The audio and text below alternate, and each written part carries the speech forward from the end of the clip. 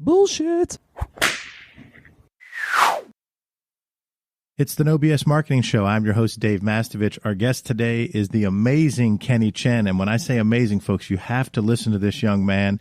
And if you missed episode 1, go back and listen to it first. Hit pause, go back and listen to it first. But first, let's hit the bullseye. Are you using a customer survey and hoping you're gaining the insights you need to grow your business? Well, if you're a business-to-business company, you better start doing a whole lot more than just a customer survey. Quantitative customer surveys only uncover so much about the relationships between B2B companies and their customers. You can learn how customers really feel by having actual conversations with customers by including qualitative research as part of your marketing intel. Now, I'm not implying you don't have any conversations with your customers. I'm saying having an outside party do that can really work. As an example, Gallup, the research-based global performance management company, tells the story of how the company interviewed the CEO of a multi-million-dollar food distribution company on behalf of one of Gallup's clients. During the conversation, Gallup learned that the company was planning to let go of their client as a vendor. A customer survey most likely would have shown that the food distributor was satisfied with the vendor, and you'll hear me talk a lot about how customer satisfaction is the bare minimum. Bare minimum. I'm a huge fan of Net Promoter Score because if someone gives you an 8, that doesn't mean they really like you much. And that's an example here that Gallup found. That survey alone might not have revealed how close the vendor was to being let go. A normal customer satisfaction survey would not have revealed that. Fortunately, Gallup connected its client with the food distributor to rectify the situation. But without that face-to-face conversation, the client most likely would never have known the status of its account until it was too late. B2B companies gain unique insights about how their customer perceives the relationship through a key account review. This qualitative marketing intel can help you understand the nuances of your customer relationships. And grasping those nuances is vital, especially as Gallup research reveals that only 29% of B2B customers are engaged. Only 29% are engaged, while 60% are indifferent and 11% are actively disengaged. Kenny's going to love those stats. He's already leaning up towards the mic. A key account review consists of a series of interviews with stakeholders in the company's most important accounts. Ideally, an impartial and trusted third party conducts the interviews to ensure complete candor. Through a key account review, your company will learn how customers feel about you and your approach in ways that numbers alone and a customer satisfaction survey alone can't express. Then make sure everyone in the company appreciates and acts on the findings. And that's about leadership and communication. Once you find something out, you have to make sure everyone in the company appreciates and acts on the findings. You can hit the bullseye by incorporating qualitative research through key account reviews. The No BS Show is brought to you by Audible.com. Get a free audiobook download and 30-day free trial at audibletrial.com/nobs. Try a book like Real Food, Fake Food, Why You Don't Know What You're Eating and What You Can Do About It by Larry Elridge. Download it for free today, audibletrial.com/nobs. Over 180,000 titles to choose from for your iPhone, Android, Kindle, or MP3 player. I'm excited to have part 2 with Kenny Chen. He's going to comment on the Hit the Bullseye and many other things. He is the program director at Ascender, a hub for Pittsburgh's starters and builders. He'll tell you what he means by starters and builders that provides insight and connectivity to Pittsburgh's entrepreneurs across all sectors, adding value through co-working, mentors, and partnerships. Kenny, in episode 1, you talked about as a young person, you just loved to learn so much. You spent more of your time learning and reading than you did with friends. You jokingly said, hey, I didn't have a ton of friends, but I had a lot of books. Right. Then you went to Cal Berkeley. You then spent a great deal of time with some really high-profile professors from Stanford. I was excited that you knew my first book there that I mentioned in Audible, Robert Cialdini. We're both fans, a Stanford professor. You then did this really cool thing where you took some research that proved what worked in the United States and you took it to Hong Kong and Eastern countries and had to tweak the messaging to match up with the cultural perspectives there. That's just so huge. Then you got into the startups and helping there, and you became part of Ascender. So we're going to get into all that in episode 2. and you can talk through what Ascender does and all of that. But first, tell me what you thought about the Hit the Bullseye. Oh man, absolutely. So, the quantitative versus qualitative analytics. I mean, for companies that are even taking those steps to capture that data to begin with, data driven and data analytics, big data, whatever. It's all become so ubiquitous in the field, but it seems that few people are still ever doing a great job of finding the information that they really need, cutting the bullshit. He loves the bullshit button, folks. Absolutely. No, I'm having a blast with this. And by all means, I mean, one of those key indicators for a company's success, whether it's like the 2-person startup or the 10,000-person multinational corporation, is how in touch they are with their customers and investors, and whether or not they're BSing things. And I found some of those statistics, especially around the engagement and whatnot, to be fascinating. Yeah, 11% actively disengaged, and you're thinking like, well, that's 1 out of 10 people actively disengaged, and then you got even the stats on the engagement was kind of crazy. Mm-hmm. Let me go back and get them so I don't screw them up. But only 29% are engaged, 60% are indifferent, and 11% actively disengaged. And earlier in episode 1 and prior to the show, you were talking about how people are in meetings, and if you have more than 7 or more, you talk about disengaged. And then that 60% indifferent. What I've found with companies, these stats actually apply to how sort of close to how I've found it is with employees. Yeah. When I go into a company and we're trying to change cultural messaging, and we're trying to instill what their new vision is, we find that a high percentage, whether it's 30, 40, 50%, are kind of indifferent. And then you've got a third that are the superstars, and then you got maybe 20% there. So these stats kind of even apply to just how we view things in the workplace. Absolutely. So talk about Ascender a little bit, because I want everyone to hear this, and Sarah and Alec are here, and I want them to hear how this works because they both have an entrepreneurial spirit. Tell me about what Ascender does. You touched on it as part of episode 2, but I just am really excited about it. So tell me more about it. Absolutely. So Ascender started about 4.5 years ago as Thrill Mill, and it's an economic development nonprofit, and it was formed out of this recognition that Pittsburgh, especially at the time, didn't have the necessary resources to support early stage entrepreneurs, ones that were, maybe not at the stage to jump into an accelerator program like Alpha Lab or Idea Foundry, and still needed a lot of support and handholding and the benefit of a longer term place to work out of that wasn't going to break the bank. And so Thrill Mill was conceived as a way to solve that. And over the course of the years, there's been all sorts of different iterations on that model, things that have been tried and discarded, other things that have been implemented and have really stuck. One of those things being our annual Thrival Innovation and Music Festival that we put on every September. And this being an effort, one of kind of the culmination of our efforts to build a culture around entrepreneurship that is more accessible to people from. So talk about that event. Talk about that event. Yeah. So the Thrival Innovation and Music Festival is a week-long combination of like an innovation conference and an outdoor music festival. So we have anywhere from 2 to 5 days of innovation programming. So, for example, this last year, 2016, we had 85 speakers come in for about 40 programs, talking about everything from self-driving cars to sustainable food economies to artificial intelligence and machine learning in healthcare, podcasts, music technology, arts communities, really a very wide breadth of things that are going on, with the intent of getting people together in a room that don't typically talk to each other. and everyone has something to learn. Even the most general of generalists like myself, there's still so much that people are doing, even just within the scope of the city, not to mention all the people that we brought in nationally and internationally for this. So where's the event held?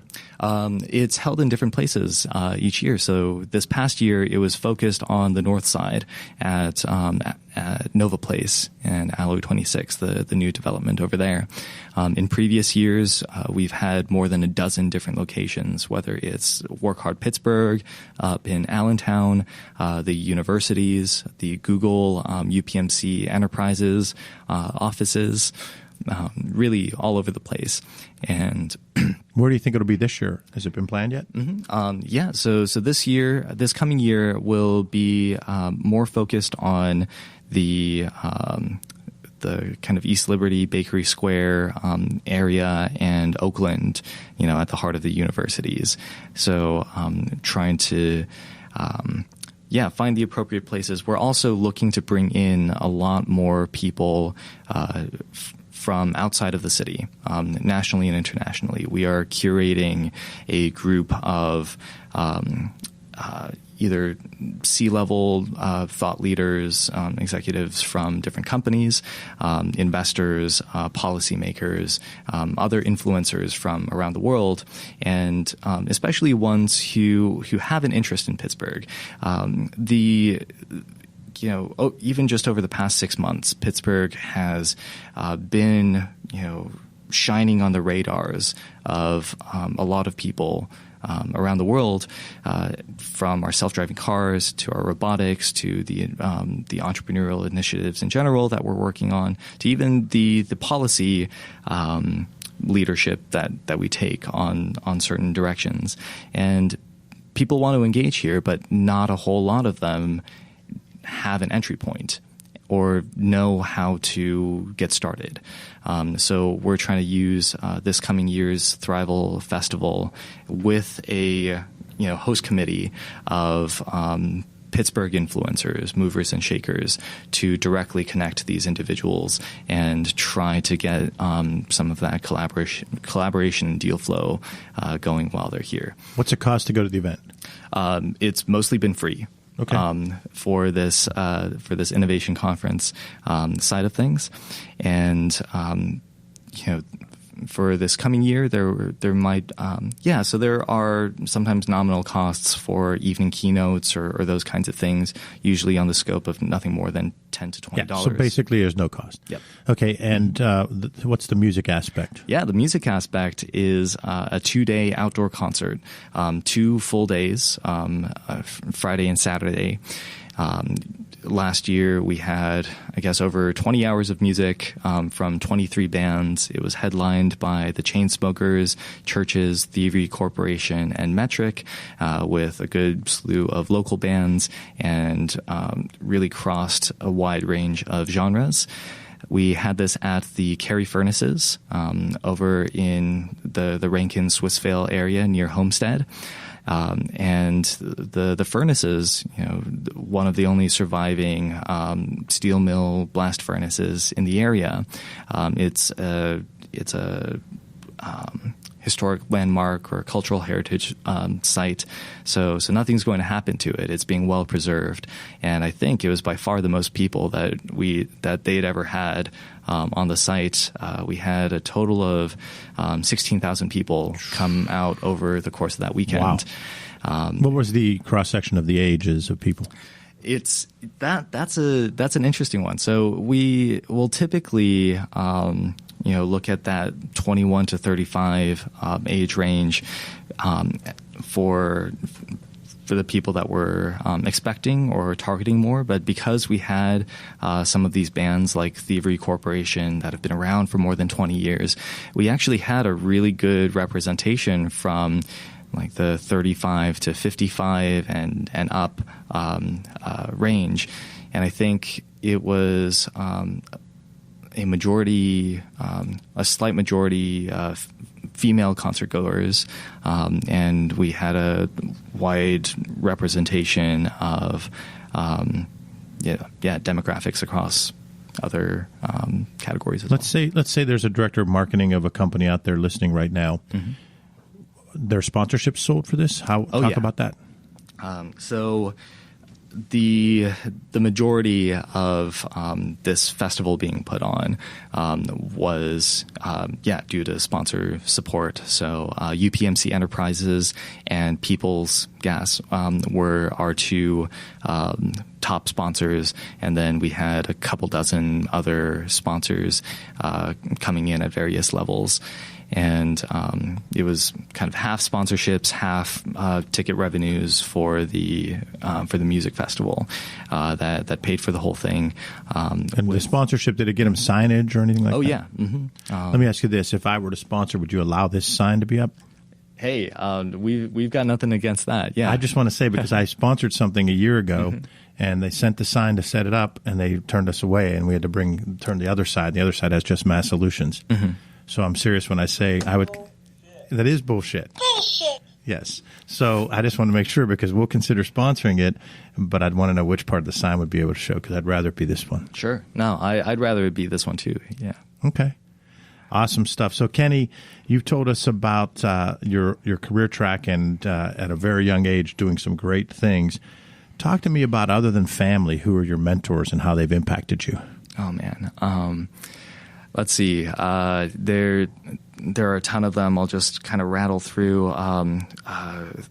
Third grade math teacher, Miss Donnell, who continues to, who got me into the elementary school math Olympiads and still writes me letters on a regular basis. Stayed in touch with you throughout the whole. We've awesome. stayed in touch. See, that's a special teacher. Absolutely. High school history and government teacher, Mr. Gary Hanley, who wrote a lot of my recommendation letters for college, would stay. I'd be staying at school till midnight, like working on different projects, and would always need a faculty, like supervisor type of person to allow me to stay that long, and he would be the one, and just endless encouragement there. I don't remember who it was in college who really got me around that sense of like fake it till you make it, but that sense of just taking risks and not caring so much about that potential of making mistakes and failure, just going and doing it. That's been one of the most influential mantras for me, that like fake it till you make it side of things. And I really encourage people to do like improv and acting classes and all of that stuff. I don't think it's disingenuous. I think it's really just exploring different facets. Yeah, because I would say that I agree with the overall point you're making. I don't necessarily like that phrase, right? Because I think it's authentic to go try something. Mm-hmm. So I have a competitor that always says fake it till you make it, and I use that to our advantage by saying we don't fake it till we make it. We come in prepared, mm-hmm. and we take chances and risks, but we come in knowing. So I like your overall theme of not being afraid to try stuff. Mm-hmm. I just don't know that I like the way that's phrased, just because you weren't faking it when you did improv. You were you. Whoever did improv was you. They were just taking the risk. Sure. I mean, well, the first time I stepped on stage to run an event or to host like an assembly of people or all those things, I had no idea what I was doing. But I guess it's a matter of, so instead of fake it till you make it, maybe it's, always test your comfort zones. Push out of your comfort zone. Push those comfort zones and have as much confidence as you can while you do it. So after high school and college, do you have any other mentors in the career professional? Does anyone from Coro jump to mind? Oh, yeah. Well, let's see. I'd say Mary Parker. She was one of our Coro. Let's see. What was her role? Like program director. Mm-hmm. Folks. And she just had such a good way of testing our assumptions and pushing us to ask powerful, sometimes challenging questions, and she would lead on that. Whenever when you have, say, policy-oriented discussions or things about debates about things that really matter. A lot of times people will fill that with plenty of bullshit. You see it in our debates. You see it all over the place. And oftentimes people skirting around, asking the really hard-hitting, sometimes difficult, uncomfortable questions, or holding people accountable when they're dodging questions and say, no, you didn't answer my question. So Mary was really instrumental in challenging that part of the way we think. So important as teachers, coaches, leaders, bosses to have that mindset, to challenge people, to push them out of their comfort zone, to provide constructive feedback instead of just negative. Mm-hmm. So many coaches, teachers, and leaders are just that 60% that we described in the study. Mm-hmm. And that's why when you get the ones that are in that 20 or 30%, they're memorable. Yeah, absolutely. Well, talk about a learning experience. Or did you have any other mentors? Well, I'll just do one more, just because he's in town from Seattle right now. Lee No, who was in Pittsburgh for 3 years. His startup was actually one of the Thrill Mill incubatees early on, and he moved out to Seattle to work for Galvanize, an edtech startup, and they teach coding and data science and all those kinds of things. But Lee was, I think, the first entrepreneurial role model that I had coming into Pittsburgh. Very soon after I arrived, I went to a startup weekend. He was running the show there, just rocking it and spitting out all these fantastic insights and jokes and whatever, and bringing this community of disparate people together for that kind of an experience. And that was a moment when I knew that was something that I really wanted to do. And we've kept in touch. He left not too long afterwards to go work for Galvanize. I tried to fill those shoes and ended up taking that startup weekend mantle on. And now the two of us, we've been traveling around the U.S. With Alpha Lab Gear, co-hosting the national. Well, I guess it's now the International Hardware Cup. So. This Hardware Cup competition that's going into its third year, hosted by Alpha Lab Gear, looking for early stage startups around the country and now around the world that are producing physical products. And the winner gets $50,000 in investment from Startbot, another Pittsburgh VC around. Those kinds of companies. They'll get invited to conferences. We've also got teams from Japan, Korea, Canada, and India that are also competing, and all of them are actually going to be converging in Pittsburgh on April 19th for the Hardware Cup finals, like the global finals are going to be here. So I've had the pleasure of reconnecting with Lee as we've traveled around to LA. He's in Pittsburgh now. We're going to Boston, Fort Lauderdale, DC, Chicago, and Austin over the course of the next, I think, 5 weeks. And then I've got 10 more cities in the following 6 months that I'll be hitting for other reasons as well. It's just great to see the way that leaders within these communities will inspire others and be so willing to share their knowledge and expertise with others to pass that torch. It's a key part of leadership. Another key part of leadership is being vulnerable. So now we want you to talk about a learning experience when maybe you were a BS employee, a tough boss, or your communication wasn't what it needed to be. Looking back, when do you think you might have been guilty of some BS? What'd you do about it that might help our listeners? Oh, man. So let's see. I during the summer of 2011, I spent a summer interning at the Department of Transportation under the secretary doing aviation analysis.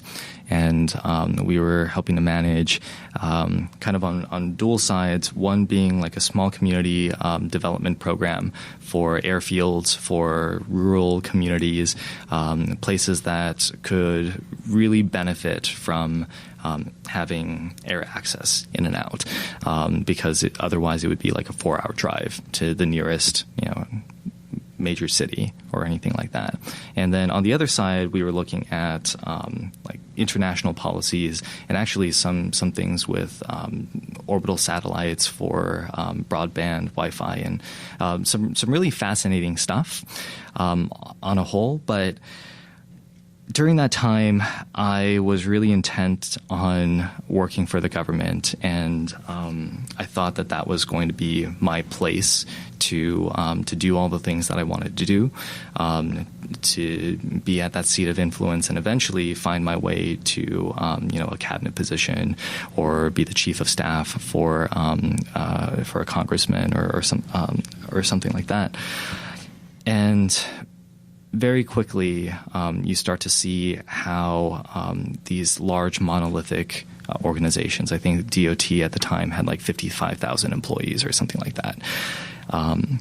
And the way that that communication and the hierarchies and the lack of efficiency around things, not necessarily because of ineptitude on any one person's part, but just the way that some of those machines are constructed can really wear down somebody who's trying to make things happen at a reasonable pace. And so there's a whole lot of bullshit in that organization. There was a lot of bullshit. I mean, at many levels of government.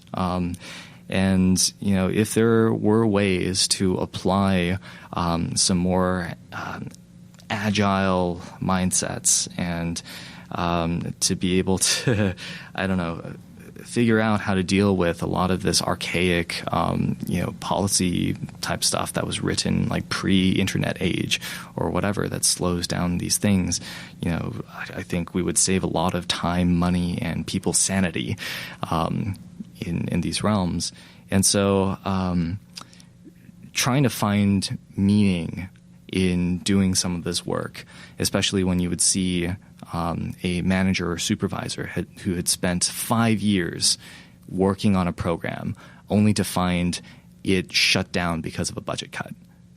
Like that is tragic. To see someone that you respect and report to just crushed because, they just wasted 5 years of their life.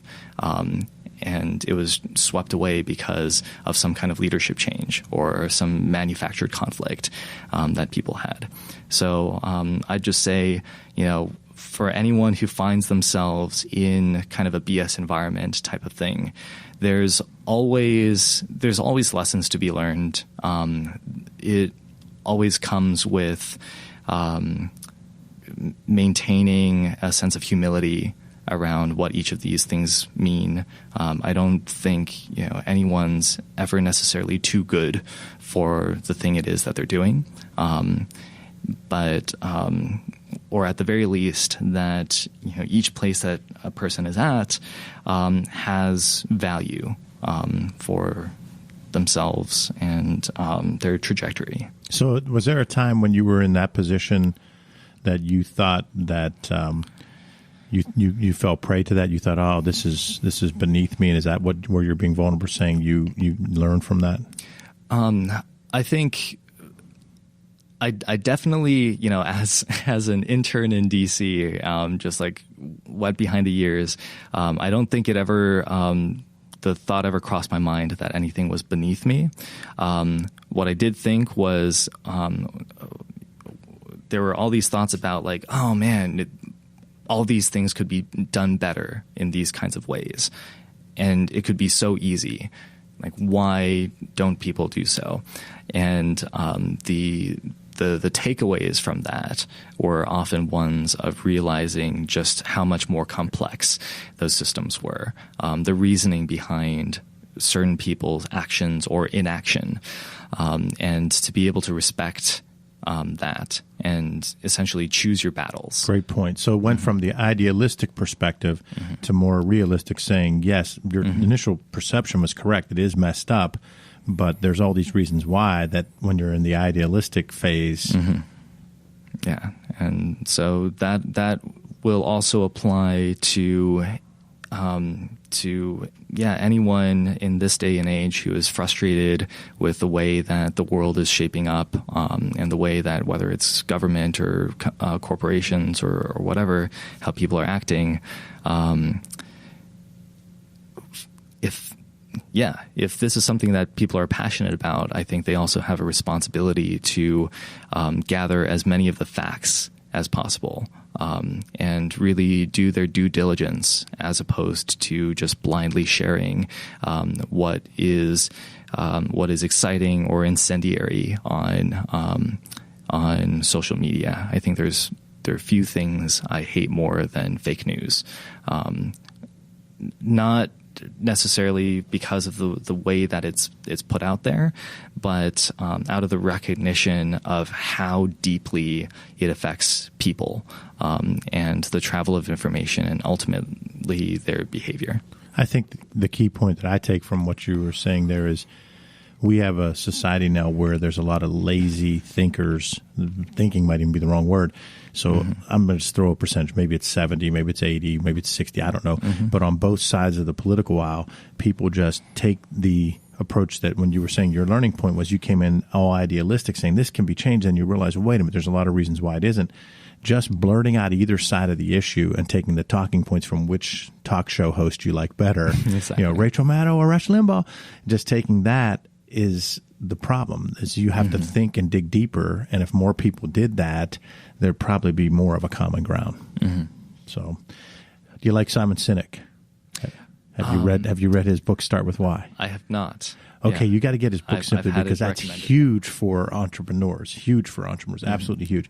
The basic premise is that we have to, as CEOs of a company, start with why, our reason for being. When I read that book, it made a huge impact, but I realized from a marketing standpoint, we actually have to answer two whys: our why, our reason for being, and our customers' why, their reason for buying. When you can take those two answers, and hopefully they're close. I've had clients where they were way across the spectrum. You're like, oh, shit. But usually they're pretty close, and you can then take one common theme that can make an emotional impact on your target audiences. What we like to say at Mass Solutions, if you answer those two why questions, it's really answering the question of what's your big idea. And you're a big idea guy, so it might be multiple big ideas, but what's your big idea, either for you or for a sender? Absolutely. And, this why on both sides, I think, is so critical. And I'm lucky to have mostly spent my time in companies and organizations where the goal of the organization is to serve the needs and interests of the customers, clients, whoever. Actually, I mean, in most cases, that should be the way that it pans out, right? The client's goals are your goals, and I think a sender is just even more uniquely poised because the actual the work and delivery of that value is in such a direct, explicit way. The entrepreneurs and the funders and the partners, sponsors, organizations around the city, they're all trying to do what they can to support innovation, and Pittsburgh's elevating spot on the map in this national and global context. They're willing to work together, build relationships, and ultimately there's survive. I mean, generate as much value for themselves and their respective stakeholders as they can for each endeavor that they take on. And for us at Ascender, with our mission being then to be that that connection point for so many cross-sector interests and organizations, we are positioned in a way where we can focus almost entirely on the goals and needs of the person in front of us, and do everything we can to see to it that they've got all of their all the resources and connections they need. With those resources, let me break it down a little bit. So, let's say a young entrepreneur comes to you with an idea that they're working on. Do you actually help with the business aspect of it too? Do you come back and say, hey, when you get started, to start out with QuickBooks, I'm just making something I go, sure. Start with QuickBooks so you have something to bill, and over here's an idea, so if you're going to have an employee do that, do you actually go to that level, or do you do primarily on the product or service go-to-market strategy? Both. If anything, it's more the former, but if a company has like a product they're ready to launch, or they are going to market or looking for investors, we'll always make the appropriate connections that we see to be the right fit. But yeah, as far as like those fundamental basics, we find that that's where our time will go the furthest, where somebody comes in and are like, hey, it's just me and my co-founder. I'm an engineer. They're a nonprofit development person, and we have no idea how to put together a business model, and we have no idea which customers or funders or whoever we should be pursuing, and our finances are like a mess. We don't have finances. So just walking through each of those recommendations, because, I mean, when you work with dozens or hundreds of companies, a lot of these patterns and this like formulaic approach to what those typical pain points are for companies, those quickly emerge. And so it's... it becomes almost like clockwork. How do you entrepreneurs, being somewhat of an entrepreneur, at least having an entrepreneurial spirit, but I often talk like Alec has a true entrepreneurial spirit, more of a risk taker. But let's say as an entrepreneur, we typically are excited about our ideas and impatient. Is that fair to say? Yeah. So I come into you and I say, I have this idea. I walk into your office or I email you. How soon, like, is there a backlog? How quickly can you help? Because in my head, I'm thinking, what if 29 people came on Tuesday? Would you get to me 3 weeks from now? And by then I might be like, I had tried something. I don't know. Just... Sure. So there's various ways that people can engage. I mentioned earlier that we only have up to a dozen spots for companies to work out of our incubator, but we have ongoing workshops. We have at least 2 workshops per month that are free and open to the public for people to come to. We call these our Starters and Builders series. So our Starter series are more like Entrepreneurship 101, like this is how you tackle a business model. This is how you, approach your initial incorporation legal work or whatever. And the Builder series will get a lot more granular into one specific area. So, this is how you approach finding manufacturers in China to help you build your product, or this is how you approach equity crowdfunding, if that's how you would, and going around the SEC regulations for that. So, Starters happen on the second Tuesday of each month. The Builder series happens on the fourth Thursday of each month. Awesome stuff. And otherwise, I mean, for that, like when to reach outside of things, really any time works. we're always just building our schedule around people who are coming in, or at least referring them to the right person. So someone doesn't have to be in the incubator to get assistance. No. They could just talk to you. Like, I'd imagine someone meeting with you for a cup of coffee would be huge for an entrepreneur. Is that possible? Mm-hmm. Yeah, definitely. Right. Well, now we'll move on to the tool. Pick a tool that'll help our audience tell their story, craft their message, or communicate to internal and external target audience. Could be your favorite book, blog, or productivity resource, whatever you think might help our listeners. All right. Let's see. So I'll start with the non-answer of, more so than the tools themselves. It's kind of the mindset and incentive, the motivation behind using them.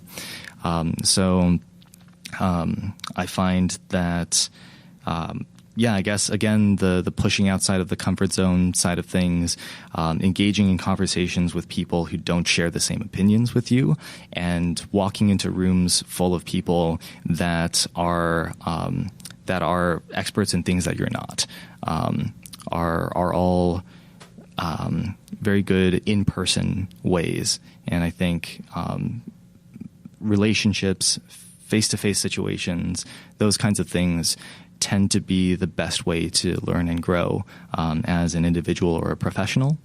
That said, I mean, there is such a wide array of tools that are coming out there, and more are just pumping out every day. I've gotten just so into podcasts over the past 6 months, and I'll look forward to continue to tuning in to both No BS Marketing, and I'll listen to things like Planet Money, 99% Invisible, Tech News Today. What is it? Revisionist History from Malcolm Gladwell. Those are all good ones. There's a couple dozen. Let me ask you a question on this, because one of the things Sarah and I have talked about, and this is 2 guests in a row that have done this, so we're going to make it part of the show, is get people to tell us what podcasts they listen to, and then if someone doesn't, we're going to say, you need to start listening to these ones. Oh, sure. How do you consume your podcasts? Where and when do you consume? I'm always interested. All right. So I... it's become so integrated into my life. So I'll wake up and I'll start a podcast, usually something like Wall Street Journal, Tech News Briefing, or the BBC World News side of things, just to get my brain going. I listen to all of them at 2 to 2.5 times speed. To just try to cram more information in there. That is brilliant. So what I use Overcast. What do you use as your? I will go back and forth between Overcast and the native podcast app. I think I just started off using that iPhone podcast app, and had a bunch of things loaded onto there, and I think it integrates more easily with my car. For Apple CarPlay or something like that. But I'll go back and forth with I never them. thought about the faster speed. That's actually smart, because there's some downtime. And you can and so I didn't jump right into that. I started with 1.25 to 1.5 times speed, and listened to that for a while, and then afterwards, after a month or two, jumped into the 2x and 2.5x. And Audible. Do we sound crazy? Like if you would listen to mine, do I talk like this on 2.5? Yeah, that's pretty much what I said. I mean, it's not really. That's beautiful. Yeah. But and I think Audible allows you to go up to 3. So I'm amazed that people don't use Audible more. I'm amazed. I have no idea. I mean, the wealth of things. I don't know. I mean, I spend at least, say, 3, 4, or 5 hours a day listening to podcasts. It'll be, that's what I do when I wake up, on my drive into work, when I'm, going out to grab lunch, or on my way to meetings, and that's how I relax as well. When I get home, I'll just have a podcast playing on the speakers while I'm doing other stuff. I become spoiled because I do the same thing. I both drives plus working out and some other times. And I get really agitated with one of my regular podcasts when they have a bad episode, which I'm sure I have bad episodes too. And how we listen to one, I go like, this sucks. And I'll go and I'll hit the next one. If I hit like 2 or 3 in a row, I'm like, what's going on today? Mm-hmm. So that's good stuff, though. I like it. Yeah. That's a good tool. So Kenny Chen, very exciting. I want to make an invitation here. I want to have you as part of my regular group. What I've tried to do is some of the guests that I think can really bring a lot of value in snippets, we'll go back and have them back 6-8 months from now. I won't follow the same format. We'll just follow a format. We'll talk about something like maybe starters and builders or something. Mm-hmm, sure. So we will invite you back. But thanks for being on the show. Was there anything you thought I'd ask that I didn't? No. I will just say, I think for a last thought on like BS stuff.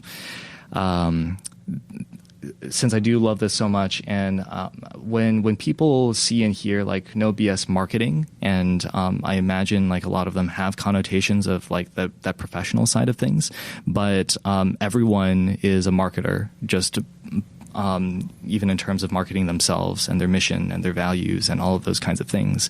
And I think where the no BS comes in, at least for me, I find that like the two main pillars of that are authenticity and substance.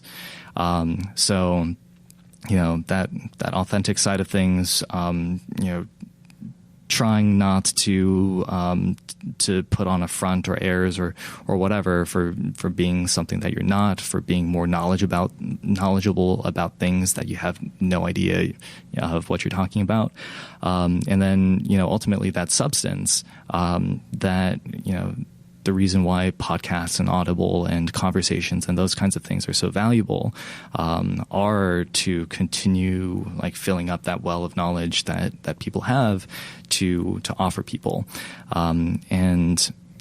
So whenever making that kind of an ask, or for anyone who wants to reach out for coffee and something, and this goes to anyone reaching out to anyone for coffee. Do not ever just ask for coffee.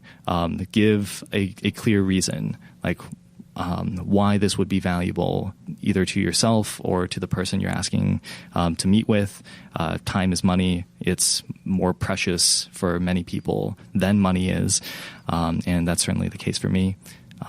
But other than that, feel free to reach out or tweet at me at KNNYCHN, my name without the vowels, 7 letters.